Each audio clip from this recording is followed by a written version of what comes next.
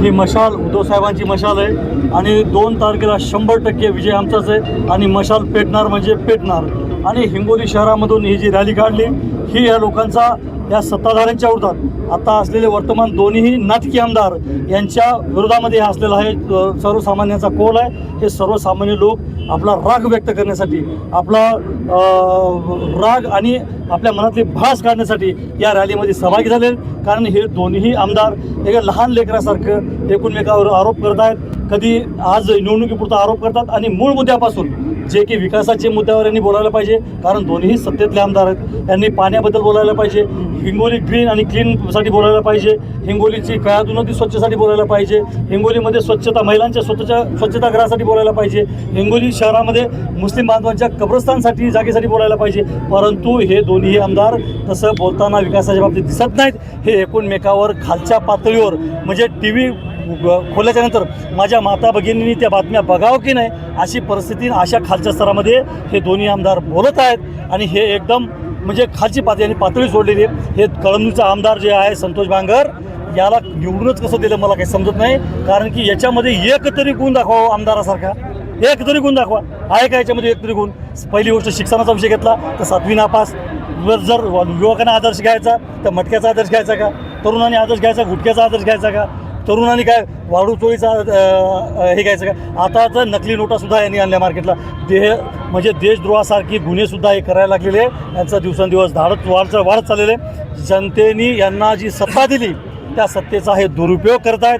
त्यामुळं यावेळेस जनता यांना चारही कोणी चित केल्याशिवाय सोडणार नाही। तुमची लढत शिवसेनेसोबत आहे का भाजपसोबत?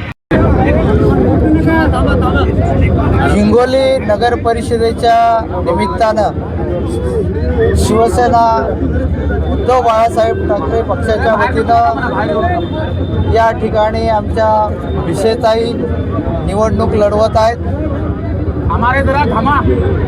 वातावरण अतिशय चांगलं आहे आणि आपण बघितलं असाल की हजारोच्या संख्येनं नागरिक मशाल हातात घेऊन क्रांती करण्यासाठी सज्ज झालेले आहेत। या ठिकाणी गेले 15 दिवस नागरिकांचं मनोरंजन चालू आहे। जसा काही तमाशाचा फळ मांडल्यासारखे वगनाट्य सुरू आहे। कुणी म्हणतं माझ्या घरावरती 100 पोलिसांची धाड पडली, पोलीस आयुक्त म्हणतात, पोलीस अधिकारी म्हणतात आमच्याकडं 67च पोलीस आहेत, मग 100 पोलीस जाणार कसं? पोलीस अधीक्षक म्हणतात अशी कोणत्याही प्रकारची धाड आम्ही टाकलेली नाही। त्या ठिकाणी भारतीय जनता पार्टीचे आमदार म्हणतात की या शहरामध्ये दहशतीचं वातावरण आहे, अवैध धंद्याची संख्या वाढलेली आहे। तुमचे गृहमंत्री आहेत, तुमचे मुख्यमंत्री आहेत, तुमचाच आमदार म्हणतोय की अवैध धंद्यांची संख्या वाढलेली आहे। एक आमदार वगनाट्य करतोय, दुसरं आमदार अवैध धंद्यांबाबत बोलतोय। एकमेकांमध्ये जी काही कोपरखळ्या मारण्याची स्पर्धा